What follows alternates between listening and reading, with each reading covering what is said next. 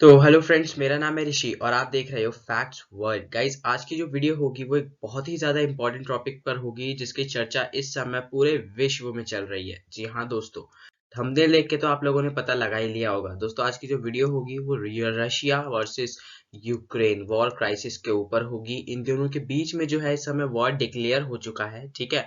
और इस समय जो सिचुएशन है वो बहुत ही खराब चल रही है। गाइस, मैं आपको बता देता हूँ कि रिकॉर्डिंग डेट जो है वो 27 फेब्रवरी है, ठीक है। और 24 फेब को जो है वॉर डिक्लेयर हो चुकी थी इन दोनों के बीच में।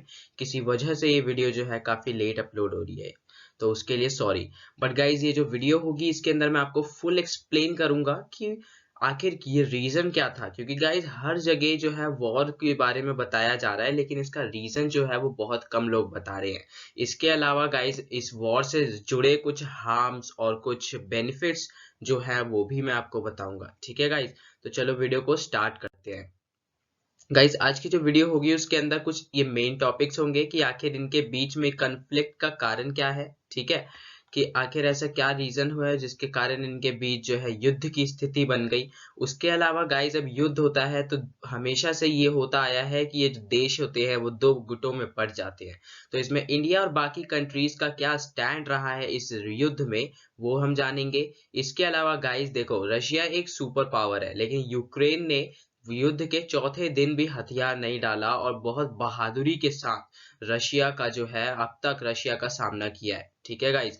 तो इसीलिए आखिरकार असल में पावरफुल कौन है इसका भी हम बारे में चर्चा करेंगे। और इसके अलावा गाइज, इस युद्ध से होने वाले खतरे क्या हैं, इस युद्ध से होने वाले नुकसान क्या है। क्योंकि दोस्तों, युद्ध दो देश लड़ रहे हैं, लेकिन गाइज ये दोनों ही देश जो है वो वर्ल्ड के सबसे बड़े क्रूड ऑयल एक्सपोर्टर है और पेट्रोलियम और गैस का सबसे बड़ा भंडार रशिया में छुपा है, ठीक है। तो इसके अलावा गाइस, इसके क्या क्या हार्म्स हो सकते हैं वो हम जानेंगे।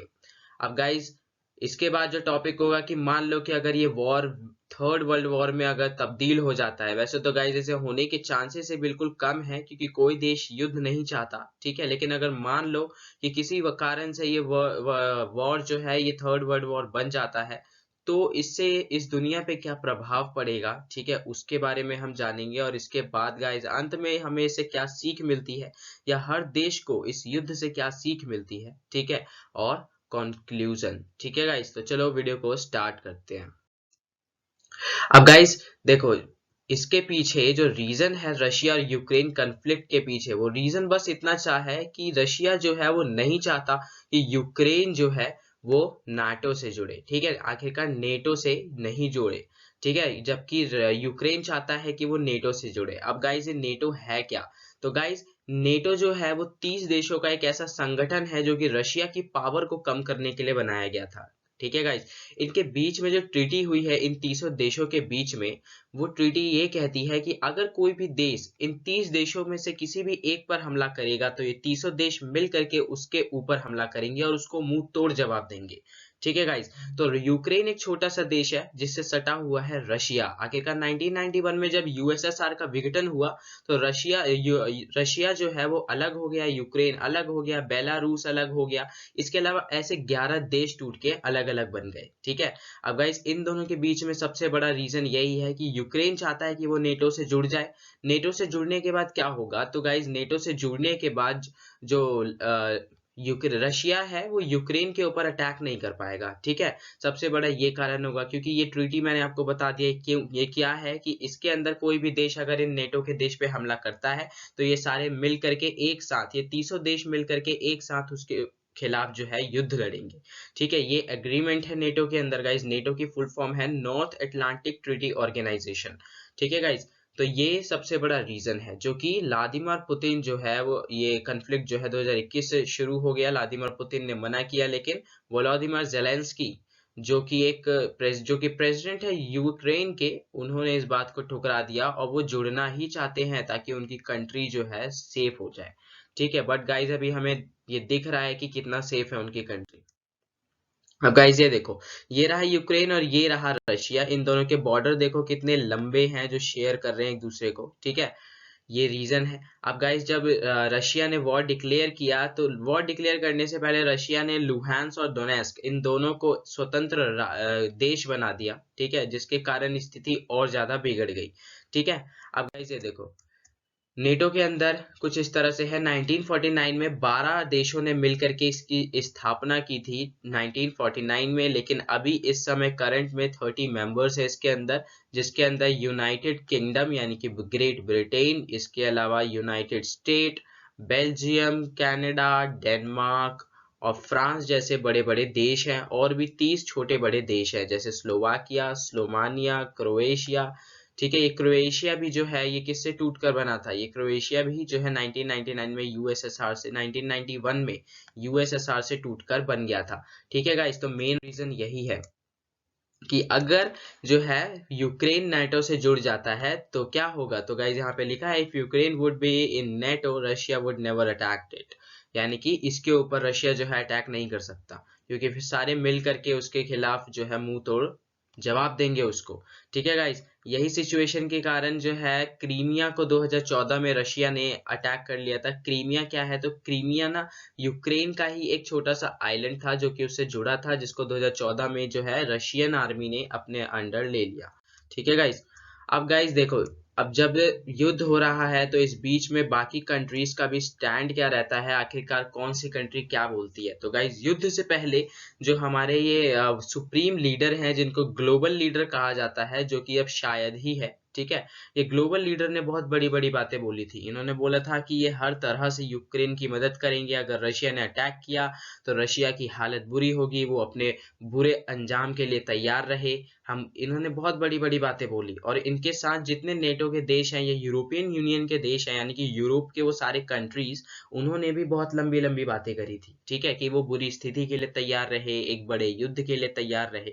लेकिन जब युद्ध हुआ, असल में जब 24 फरवरी को रशिया ने युद्ध शुरू कर दिया, तो अब ये सारे देश पीछे हट गए।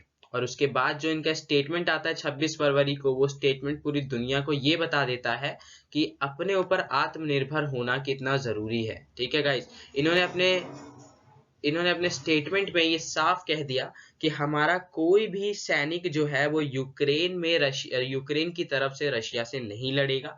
ठीक है, जितनी भी आर्थिक मदद होगी ये वो कर देंगे। ठीक है, इनके साथ साथ जो इनके और भी चेले चपाटी है, यानी यूरोपियन यूनियन के जो कंट्रीज है, उन्होंने भी यही कहा कि वो इकोनॉमिकली जो है इनकी मदद करेंगे, यूक्रेन की मदद करेंगे, लेकिन सैनिक वहां नहीं भेजेंगे।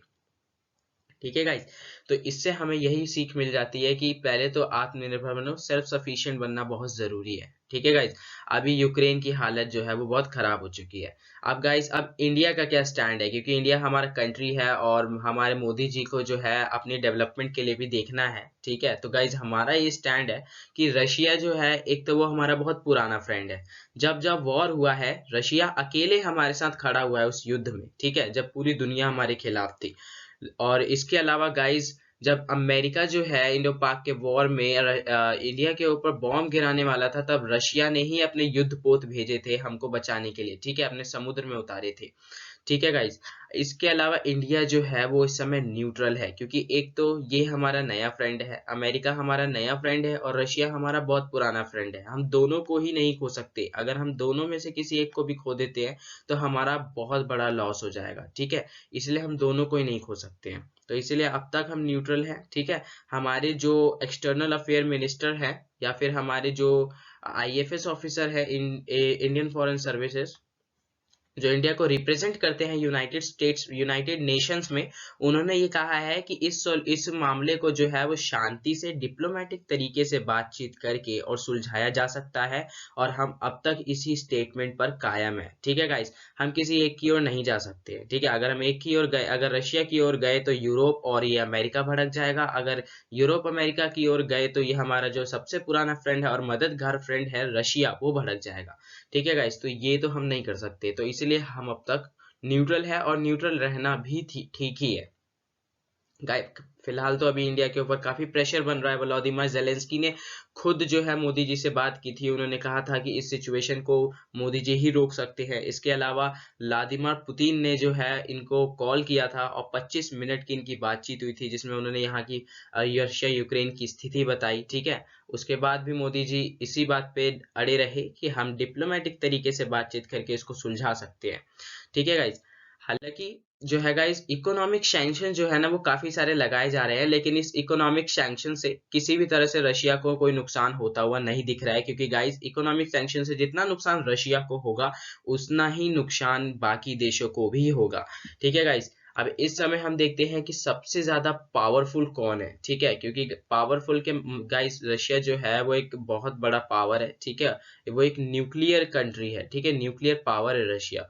और यूक्रेन जो है वो इसी से टूट के बना था, जिसके पास 1994 तक तो 2000 एटम बम थे, लेकिन फिर उसने शांति स्थापित करने के चक्कर में जो है उन एटम बॉम्ब्स को रशिया को दे दिया। ठीक है, जिसके कारण ये लॉस में चले गए। अब गाइज अगर हम इस समय पर रशिया की मिलिट्री देखें तो 8.5 लाख एक्टिव मिलिट्री है। गाइज ये इंफॉर्मेशन जो है, ये जितनी भी मैं आपको वीडियो में दे रहा हूँ, ये पूरी तरह से रिलायबल है। आप इसके ऊपर पूरी तरह से भरोसा कर सकते हो। ठीक है गाइज, इस समय जो है 8.5 लाख आर्मी जो है रशिया के पास है, जो कि यूक्रेन की 2.5 लाख आर्मी से 3 लाख गुना ज्यादा है। सोचो गाइज, कहाँ 8.5 लाख, कहाँ 2.5 लाख। इसके आगे भी जो है कोई कंपटीशन नहीं है इन दोनों के बीच में। रशिया के पास 4100 एयरक्राफ्ट, 772 फाइटर जेट्स है, वहीं यूक्रेन के पास सिर्फ 318 एयरक्राफ्ट और 69 फाइटर जेट्स हैं। इसके अलावा अगर हम जमीनी यानी कि स्थल सेना की बात करें तो रशिया के पास 12,500 टैंक और 30,000 आर्मर्ड व्हीकल है। आर्मर्ड व्हीकल होती है कार, ठीक है, जीप होती है बड़ी बड़ी। वो जीप पूरी तरह से हथियारों से और तोपों से लैस होती है। ठीक है, उसके अंदर किसी तरह की कोई प्रॉब्लम नहीं होती है, उसे आर्मर्ड व्हीकल कहते हैं। कार के अंदर समझ लो कि कार के अंदर सब कुछ घुसेड़ देते हैं, तोप ऊप सब सब डाल देते हैं। ठीक है, वहीं यूक्रेन के पास सिर्फ 2600 टैंक है और 12,000 आर्मर्ड व्हीकल है। ठीक है गाइस, इसके अलावा रशिया के पास 14,000 सेल्फ प्रोपेल्ड आर्टिलरी गन है। आर्टिलरी गन वो होती है जो ट्रक होती है, ट्रक के ऊपर तोप लगा देते हैं उठा के। ठीक है, वो तोप जो है वो धड़ाधड़ लगातार फायरिंग करती रहती है, वो आर्टिलरी गन होती है। जबकि यूक्रेन के पास है आर्टिलरी गन सिर्फ 3,000 है। तो गाइज आप देख सकते हो कि कहीं पर भी यहाँ कंपटीशन नहीं है। ठीक है, कंपटीशन के नाम पे यहाँ पर कुछ भी नहीं है। ठीक है गाइज, तो ये सिचुएशन है। अब गाइज अगर हम बात करते हैं आगे, तो गाइज देखो इकोनॉमिक सैंक्शन पे हम थे, तो इकोनॉमिक सैंक्शन लगाने से क्या होगा। कई देश बोलेंगे कि हम रूस के माल को जो है वो बायकॉट करेंगे, रूस की चीजों को बायकॉट। लेकिन गाइज एक चीज याद रखना, जर्मनी ने नॉर्ड 2 नाम की एक स्ट्रीम है, ठीक है, पाइपलाइन की स्ट्रीम जो कि रशिया से होते हुए जर्मनी तक जा रही है, उसको बंद कर दिया। ठीक है गाइस, उसको बैन कर दिया। लेकिन इससे नुकसान सिर्फ रूस का ही नहीं हो रहा है, इससे नुकसान जर्मनी का भी हो रहा है, क्योंकि इससे 50% पावर कंजम्पशन होता था जो कि अब से नहीं होगा। ठीक है, तो इससे नुकसान जो है वो जर्मनी का भी है। तो ये देखो, मतलब इकोनॉमिक सैंक्शन से जितना नुकसान आपका हो रहा है, रशिया का हो रहा है, उतना ही नुकसान जो है वो जर्मनी का भी हो रहा है। तो ठीक है, तो इससे कौन सा देश क्या चाहेगा। इससे तो साफ सीधी सी बात है कि ये सैंक्शंस कुछ ही देर की बात है और उसके बाद इसे हटा दिया जाएगा, और रशिया को तो इससे कोई फर्क ही नहीं पड़ता। ठीक है, चलो आगे बढ़ते हैं गाइस। तो अब हम देखेंगे कि इस वॉर से होने वाले नुकसान क्या है। ठीक है गाइस, तो देखो जब वॉर होती है ना, तो नुकसान सिर्फ किसी एक का नहीं होता। ठीक है, नुकसान सबका होता है, और खास करके युद्ध में तो यही होता है। जब भी युद्ध शुरू हुआ तो उसी समय रशिया की जो करेंसी है वो 9% तक, यानी कि रूबेल जो है वो 9% तक गिर गई। ठीक है, इसके अलावा गाइस रशिया यूक्रेन ने जब इन्वेजन किया तो जो क्रूड ऑयल, मैंने आपको शुरू में ही बताया था कि रशिया और यूक्रेन दोनों ही क्रूड ऑयल के वर्ल्ड के सबसे बड़े एक्सपोर्टर हैं। ठीक है, तो क्रूड ऑयल के भी प्राइस में काफी ज्यादा बढ़त देखने को मिली। ठीक है गाइस, क्रूड ऑयल जो है वो 23 फरवरी 2022 तक युद्ध से एक दिन पहले 92.10 डॉलर पर बैरल था, जो कि युद्ध यानी कि 24 फरवरी को जो है बढ़कर 105 बैरल हो गया, और इस समय पर जो है वो 106 107 बैरल की हाई प्राइस को टच कर रहा है, ठीक है, जो कि 2014 के बाद से पहली बार हुआ अब तक 8 साल में, ठीक है गाइस। तो साफ सीधी सी बात है, इससे नुकसान हो रहा है। इसके अलावा गाइस जो बाकी कंट्रीज है जैसे यूएस और यूरोप के जो देश है वो सारे इकोनॉमिक सैंक्शंस लगा रहे हैं, यानी कि फाइन्स लगा रहे हैं इनके रशिया के ऊपर, जो है इसको आर्थिक तरीके से गिराना चाहते हैं। तो गाइस इससे तो साफ सीधी सी बात है, अब खुद सोच लो आप कि ये दोनों इतने बड़े एक्सपोर्टर हैं, अगर ये दोनों जो है एक्सपोर्ट नहीं कर पा रहे किसी वजह से, युद्ध की वजह से, तो दुनिया में महंगाई बढ़ रही है क्रूड ऑयल की, ठीक है गाइस, और इसका असर हमें इंडिया में भी देखने को मिलेगा, ठीक है। दुनिया में महंगाई बढ़ रही है। अब गाइस इसके अलावा भी काफी नुकसान है। एक तो जान माल का खतरा है ही वहां पर, ठीक है, उसके आसपास के क्षेत्र में, लेकिन इकोनॉमिकली अब जो है ये दोनों देश काफी ज्यादा पीछे होते जा रहे हैं। लेकिन देखो गाइस, रशिया तो है इसको जो है कवर कर लेगा, क्योंकि गाइस वो उसकी तो बात ही छोड़ो, वो बहुत अलग देश है, ठीक है। चाइना ने जो है उसे हाथ मिला लिया है, और चाइना पूरी तरह से खुल के सामने आ चुका है, और उसने साफ सीधा कह दिया है कि रशिया को जो भी नुकसान होगा खरीद बिक्री में, जो भी मार्केट में उसको जो भी नुकसान होगा उसको जो है चाइना खरीदेगा। इसके अलावा रशिया जो है वो वीट यानी कि गेहूं का भी एक बहुत बड़ा एक्सपोर्टर है, प्रोड्यूसर और एक्सपोर्टर दोनों है, ठीक है। तो इसीलिए ये भी नुकसान होगा कि गेहूं भी, वीट जो है वो वर्ल्ड में नहीं आ पाए, वर्ल्ड में ये बेच नहीं पाएगा, ठीक है। ये हालांकि इकोनॉमिक सैंक्शंस जो है ये ज्यादा देर तक नहीं चलने वाले, ये बहुत जल्दी खत्म हो जाएंगे, ठीक है। और यहाँ पर जो है डिसरप्शन होगा ग्लोबल एनर्जी कंजम्पशन में और सप्लाई दोनों में, जो है अगर गाइस रशिया ने पूरी तरह से अपना जो एनर्जी सप्लाई जो है यूरोप के कंट्री में बंद कर दिया, तो यूरोप के 25%, या हर कंट्री के 25% ऐसे क्षेत्र होंगे जहां पर बिजली पूरी तरह से गायब हो जाएगी। तो अब आप खुद सोचो कि यूरोप के कंट्री खुद रशिया पर कितने कितने डिपेंड है, ठीक है। और वहीं यूक्रेन जो है क्रूड ऑयल का एक बड़ा एक्सपोर्टर है, ये दोनों ही क्रूड ऑयल के बड़े एक्सपोर्टर हैं। तो गाइज अगर इतने दिन तक इनका भी, जब तक वॉर चल रहा है तब तक ये कोई एक्सपोर्ट इंपोर्ट नहीं कर सकते, ठीक है। तो इससे जो है साफ सीधी बात है कि प्राइस तो हाई होगा ही होगा, ठीक है। अब गाइस अगर हम देखें कि क्या होगा अगर वर्ल्ड वॉर जो है ये तीसरे विश्व युद्ध में बदल जाए। गाइस हम पिछला अगर इतिहास खोल के देखें ना, तो तीसरा विश्व युद्ध ऐसे ही हुआ था। पोलैंड ने सर्बिया पे आक्रमण कर दिया था, ठीक है। जर्मनी ने भी अटैक किया था पोलैंड पर, ठीक है। कुछ इसी तरह से ये विश्व युद्ध चलता आ रहा है, ठीक है, कि एक देश दूसरे देश पर अटैक करता है, फिर वो बाकी के देश जो है वो गुटों में बट जाते हैं, जैसे कि यूएस, यूनाइटेड स्टेट, रशिया, ये सारे के सारे अलग, और बाकी जर्मनी, हंगरी, बुल्गारिया, ये सारे अलग, ठीक है। तो ऐसे दो हिस्सों में बढ़ जाते हैं, जिससे कि वॉर की स्थिति बन जाती है, ठीक है।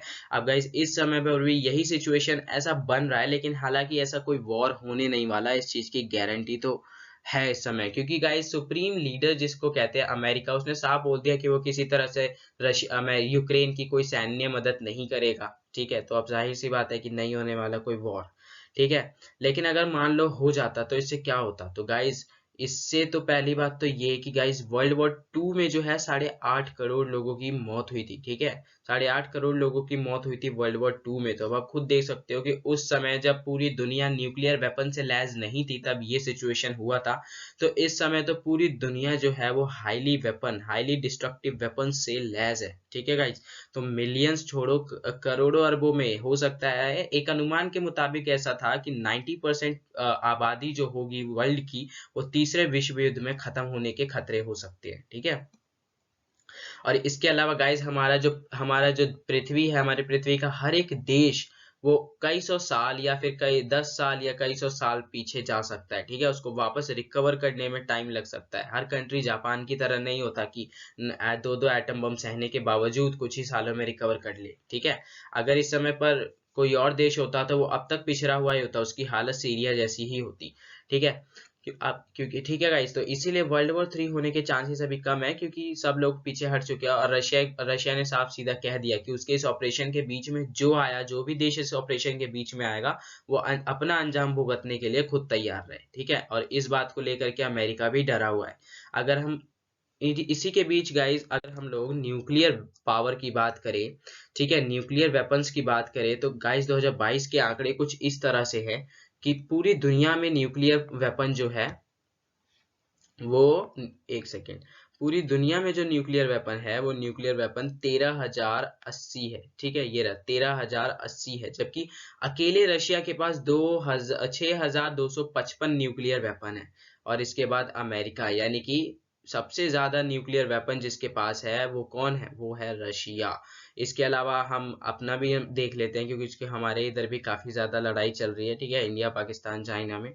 तो चाइना के पास 350, ठीक है, और पाकिस्तान के पास 165 और इंडिया के पास 156 एटम बॉम्ब है। ठीक है, जो कि देखो गाइस, अगर हाईली डिस्ट्रक्शन मचाना है ना, तबाही मचानी है, तो वो तबाही मचाने के लिए 6,000 की जरूरत ही नहीं है। ये 6,000 बॉम्ब जितने हैं ना, इससे तो पृथ्वी को 3 बार तबाह किया जा सकता है। ठीक है, डिस्ट्रक्शन मचाने के लिए तो ये 156 या 90 या फिर 40 यही बहुत है। ठीक है, डिस्ट्रक्शंस के लिए। ये 2022 का ही डेटा है। ठीक है, आपकी इन्फॉर्मेशन के लिए बता दूं, कोई पुराना डेटा नहीं है और ये वीडियो पूरी तरह से रिलायबल है।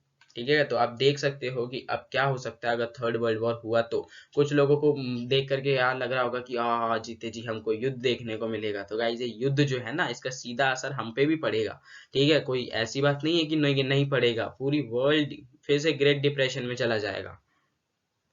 ठीक है गाइस, अब गाइस देखिए, तीसरा विश्व युद्ध होगा। साफ सीधी सी बात है, पूरी दुनिया पे खतरा मंडराएगा, रहेगा, लेकिन ऐसा होने नहीं वाला है, क्योंकि विश्व युद्ध जैसी कोई चीज नहीं होने वाली है अभी। ठीक है, अब गाइस अंत में जो है वही सीख क्या मिलती है, मोरल और कंक्लूजन की ओर जाएं अगर हम लोग, तो गाइस इन दोनों के बीच के युद्ध में बेचारे बाकी के देश पिस रहे हैं, जैसे कि भारत। ठीक है, क्योंकि इसने तो साफ सीधा पलड़ा झाड़ लिया कि हम जो है इस युद्ध में कोई मदद नहीं करेंगे। ठीक है, अब खैर इन्होंने ऐलान किया है कि $350 मिलियन के सैन्य मदद करेंगे, लेकिन गाइस अब वो मदद पहुंचते पहुंचते में रशिया जो है वो यूक्रेन पर पूरी तरह से इन्वेड कर देगा, कब्जा कर लेगा। ठीक है, और फिर इनकी भी सैन्य मदद जो है वहां पहुंचेगी और वो इन दोनों के बीच में संधि कराने के लिए पहुंचेगी।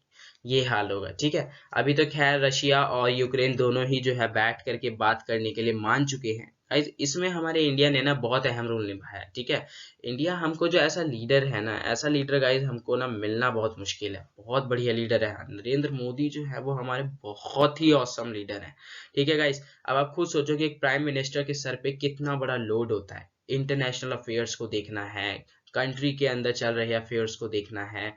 ठीक है, और इतना ज्यादा प्रेशर होता है, उस प्रेशर से निकलना और उस प्रेशर में ऐसा ऐसा उस बात पे टिके रहना, ये बहुत मुश्किल होता है। ठीक है गाइस, और बाकी कंट्रीज देखो, जब तक अमेरिका जो है इस युद्ध में नहीं कूदेगा ना, तब तक ये यूरोप के देश नहीं कूदेंगे। ठीक है, क्योंकि देखो गाइस, इनमें इनमें खुद में शक्ति नहीं है, इतनी शक्ति नहीं है कि ये एक एक दो मिलकर के रशिया को हरा दे। रशिया बहुत पावरफुल देश है, उसके पास वर्ल्ड की सबसे बड़ी आर्मी है। ठीक है, इसके अलावा गाइस उसके पास एटम बॉम्ब में संख्या भी बहुत ज्यादा है। ठीक है, और उनके पास जो सबसे बड़ी चीज है वो ये चालाक लीडर है। ठीक है, ये लीडर बहुत चालाक है उनका, जो केवीजी का एजेंट रह चुका है। ठीक है, इसने ऐसी ऐसी सिचुएशन से अपनी टीम को निकाला है जिस सिचुएशन में फंस के निकलना काफी मुश्किल होता है। ठीक है गाइस, और ये जो है, ये इसने बड़े बड़े दावे किए थे कि हम ये करेंगे, हम वो करेंगे, अगर रशिया ने अटैक किया तो हम उसे छोड़ेंगे नहीं, हम उसे जाने नहीं देंगे। वो अपनी स्थिति के लिए तैयार रहे, लेकिन अब उस साफ साफ सबको पता चल गया, और हर जगह जो है इस समय जो बाइडेन का मजाक भी उड़ाया जा रहा है कि उन्होंने युद्ध से पहले तो इतनी लंबी लंबी छोड़ी थी और अब तो खैर सिचुएशन ही बदल चुकी है। ठीक है, इसके अलावा गाइस मोरल ये मिलता है कि देखो, इंडिया के पास ना दो दो सिर दर्द है। एक सिर दर्द का नाम पाकिस्तान है और दूसरे सिर दर्द का नाम है चाइना। ठीक है, और गाइस ये दोनों सिर दर्द से हमको निपटना है। ठीक है, तो गाइस हम किसी के ऊपर रिलायबल नहीं रह सकते हैं, इस वॉर ने हमको ये बता दिया। ठीक है, हमको ही नहीं, हम हमारे जैसे कई देशों को बता दिया, जैसे कि ताइवान ताइवान ये सोच रहा था कि ताइवान भी क्योंकि जो है ना नाटो का हिस्सा है, तो ताइवान ये सोच रहा था कि हमारी मदद करेगा अमेरिका, लेकिन अब उसको भी शक हो रहा है कि कहीं अमेरिका भी हमको चाइना और हमारे युद्ध के बीच में अकेला ना छोड़ दे। ठीक है, तो इसीलिए इंडिया के पास भी दो सिर दर्द है, तो उसको बचने के लिए खुद से ही ग्रोथ करना पड़ेगा। कोई दिक्कत नहीं है गाइस, अगर 10 साल ये प्राइम मिनिस्टर और टिक गया ना, तो समझ लो कि हमारा देश एक अच्छा खासा सुप्रीम लीडर बन सकता है। क्योंकि यूक्रेन के एम्बेसडर ने अपने स्टेटमेंट में कहा था कि मोदी जी जो है ना, वो हमारे इस युद्ध को रोकने में हमारी मदद कर सकते हैं एक ग्लोबल लीडर बन के। सोचो गाइस, उन्होंने कितनी बड़ी बात कही, हमारे प्राइम मिनिस्टर को एक ग्लोबल लीडर कहा। इससे बड़ी बात गाइस हमारे लिए और कुछ नहीं हो सकती। तो मोरल यही निकलता है गाइज। अब एक वीडियो में तो इस पूरे को कवर कर पाना बहुत मुश्किल है। मैंने आपको इस वीडियो में ये बता दिया, ऑलमोस्ट पूरा का पूरा टॉपिक कवर कर लिया कि आखिरकार ये युद्ध मतलब युद्ध हो क्यों रहा है, युद्ध का इससे बाकी देशों का क्या स्टैंड है, इसके अलावा बहुत सारा। अब गाइस इससे होने वाले अब युद्ध क्षेत्र में जो नुकसान हो रहा है या वहाँ के लोगों की जो सिचुएशन है, जो कंडीशन है, जैसे वॉर का डे 1 डे 2 अब तक का, उसको मैं आपको इसके अगली वीडियो में फुल डिटेल बता दूंगा। ठीक है, तो घबराने की भी जरूरत नहीं है आप लोगों को। तो गाइज आई होप कि आप लोगों को ये वीडियो बहुत अच्छी लगी होगी, वीडियो इन्फॉर्मेटिव लगी होगी। मिलेंगे अगली वीडियो में, तब तक के लिए जय हिंद।